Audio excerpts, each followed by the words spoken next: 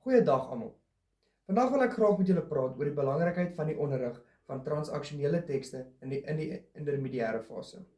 Transaksionele tekste is tekste wat ons gebruik om met ander mense te kommunikeer. Voorbeelde hiervan is briewe, e-posse, uitnodigings, dagboekinskrywings, aanwysings, instruksies, advertensies en plakkate. Eerstens is dit belangrik om transaksionele skryfwerk vir leerders voor te berei vir die werklike lewe. Leerders gaan nie altyd net opstelle en stories skryf nie. Hulle gaan later e-posse moet stuur, briewe moet skryf, instruksies kan verstaan en dalk eendag hulle eie CV's moet opstel. Daarom moet hulle leer hoe om hulle self duidelik en doelgerig uit te druk. Tweedens moet transaksionele tekste nie los van ander taalvaardighede onderrig word nie. Volgens die KABV moet luister, praat, lees, kyk en skryf geïntegreer word. 'n Onderwyser kan byvoorbeeld eers vir leerders 'n voorbeeld van 'n uitnodiging wys. Die klas kan dan saam bespreek wat die doel van die uitnodiging is, wie dit gaan lees en wat die formaat van die skryfstuk gaan wees. Daarna kan elke leerder sy of haar eie uitnodiging skryf.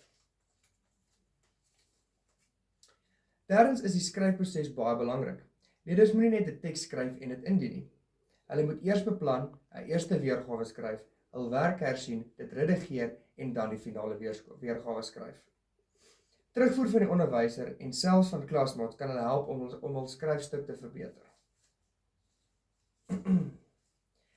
Laastens speel die onderwyser 'n belangrike rol. Die onderwyser moet nie net foute merk nie, maar as fasiliteerder en mentor optree.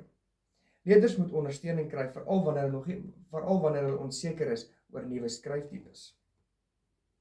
Skryframe, woordebanke, voorbeeldtekste en duidelike instruksies kan altyd baie help. En om af te sluit, dink ek die belangrikste is dat transaksionele skryfwerk vir leerders betekenisvol moet wees. Hulle moet verstaan wat hulle skryf, vir wie hulle dit skryf en waarom hulle dit skryf.